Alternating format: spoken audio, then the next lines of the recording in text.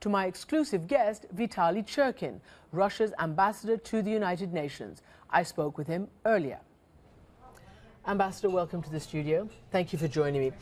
Do you have any hope that this peace conference that the United States and Russia have called will actually materialize and that both sides will be represented? Yes, we do, but much needs to be done in order for that to happen. And the most important, most difficult problem, in fact, is organizing the opposition.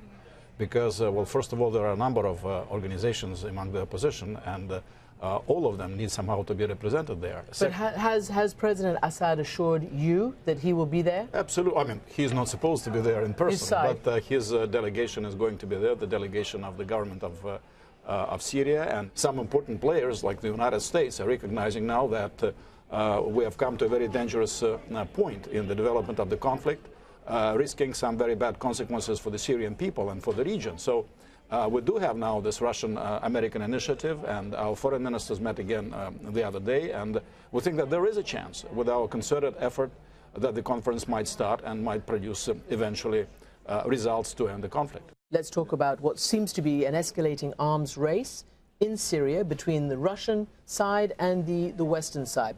Reports on Friday that despite objections from the United States and Israel, you have transferred sophisticated anti-ship cruise missiles to Damascus.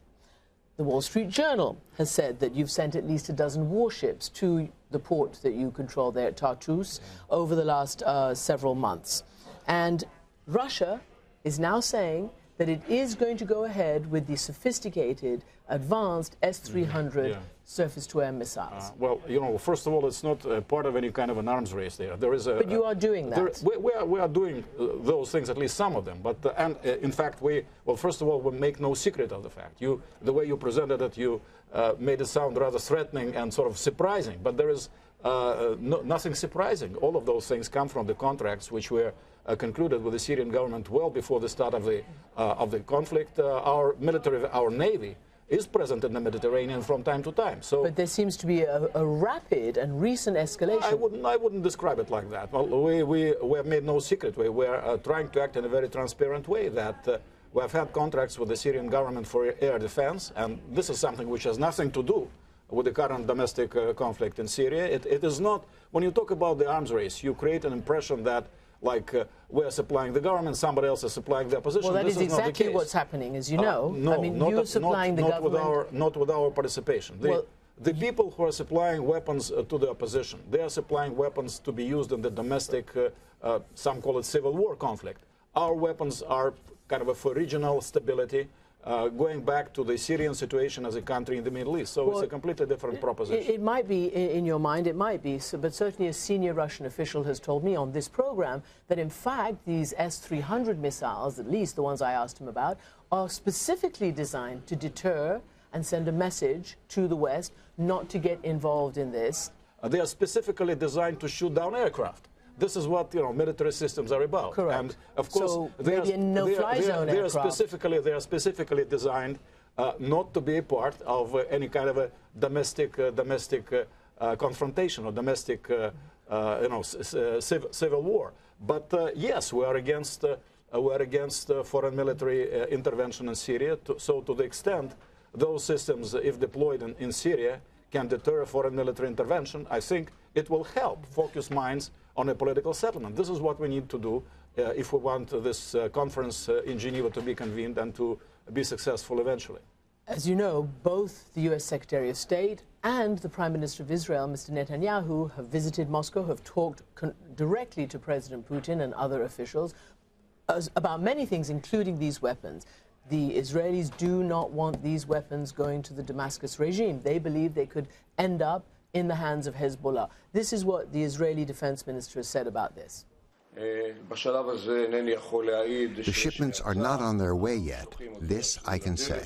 I hope they will not leave, and if, God forbid, they reach Syria, we will know what to do. Well, in the case of a government, you can have proper end-user arrangements, and we do have those arrangements with the Syrian government.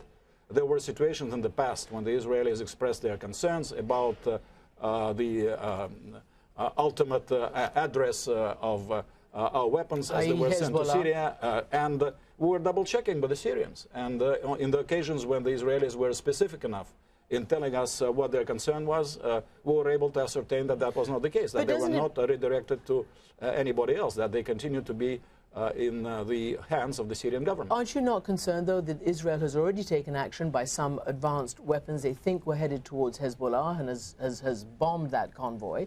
And the defense secretary says we will know what to do if these go to everybody Damascus. must act very prudently. I think the Israelis... Do you not see a wider war happening? There are great risks involved. So I think the Israelis too will keep their heads cool and will refrain from reckless actions, because... But don't you think this is reckless, Mr. Ambassador? No, I don't. This is a transparent arms sale which has nothing to do with the current conflict which everybody is concerned about in Syria. So one has to, well, sometimes we do things which some countries do not like, sometimes they do things which we do not like. It happens, but everybody must react in moderation. Yeah, Ambassador, nobody believes this has nothing to do with this current conflict, and everybody believes that this is designed to shore up the Assad regime. If it was a contract which was concluded, as everybody knows, in 2007, I mean, it's... Okay, so are these weapons going to go? They haven't yet left Russia, apparently. Will the S-300s go? I understand they're supposed to go, but I'm not running those things, so I cannot tell you when and how those things are going to happen. It is our intention to carry out the contracts we have with the Syrian government. Tell me why we find ourselves here, Russia, aligning itself with Iran, paramilitaries who are in Damascus right now, Revolutionary Guards, etc., with Hezbollah, who most of the world thinks are extremists, and with Bashar Assad. I mean, you have now aligned yourself with Iran, with Hezbollah, and with Bashar Assad. Is that where Russia wants to be? No, we want to be... That is what's happened. But, you know, if you choose to put it this way, again, but that is factual.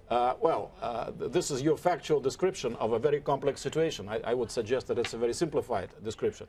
We are, from the outset, we're telling people that the conflict should not happen in the first place, that Bashar Assad have no intention to step down within 4 months, as some people were predicting, and that we must help the Syrians arrange dialogue. And we're instrumental in having this Geneva document worked out. We're telling people, let's do what is said we need to do in the Geneva document, put the parties to the negotiating table. So we're with the Syrian people, with the regional stability, and with the need to avoid further escalation of the conflict. This is where we stand. And again, many people are really scratching their heads trying to figure out what is it that's motivating Russia. Is it because you don't want to see a precedent set? Is it because you're angry about what happened over Libya? Is it because? We're not entirely sure. But there are more and more people who think that Russia, particularly President Putin, simply wants to stick it to the West and stick it to the United States of America. And to that end, many things have happened over the last several weeks. Much is being made of the way Russia kept Secretary Kerry, for instance. President Putin kept him waiting some 3 hours before meeting him when he went to see him in Moscow.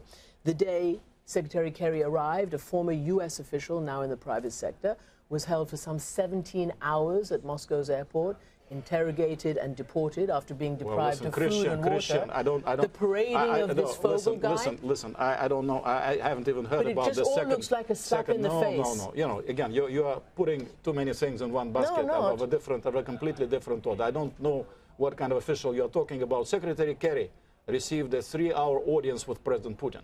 Having been made to wait 3 hours. Well, you know, things happen. Things happen in every country. Sometimes you have to wait. Sometimes they call you in sooner than you expect. You know, this is hectic diplomatic life.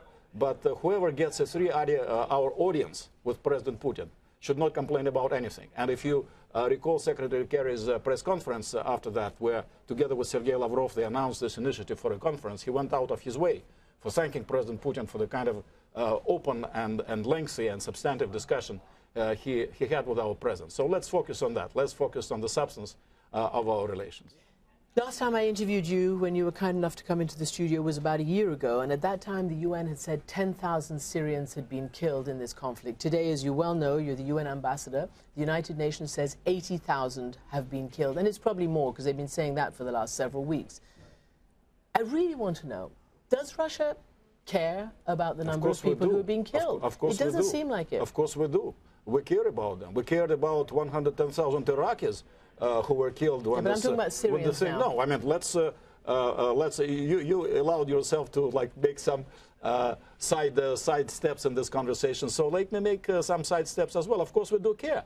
That's why we said from the outset that there should be no military solution, that they should be brought to the negotiating table. Instead, some others were saying, let's topple President Assad. But he was not about to step down. And a large segment of the population, even now, some reliable Western sources, analysts, believe that if fair elections were conducted now in Syria, he would have a very good chance of winning those elections. Even Do you now, believe that? Well, this is what they say.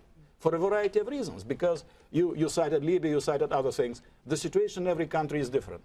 So when we're told, or we felt, that some of our colleagues, Western colleagues, believed that it was going to be as easy in Syria as it was in Libya, we knew right away that they were wrong. And we were trying to do our best because we knew what the consequences of their policy was going to be. So now, hopefully, we have this moment, which incidentally, Lakhdar Brahimi, the UN Special Representative, was urging for US and Russia working together. Now we have this moment.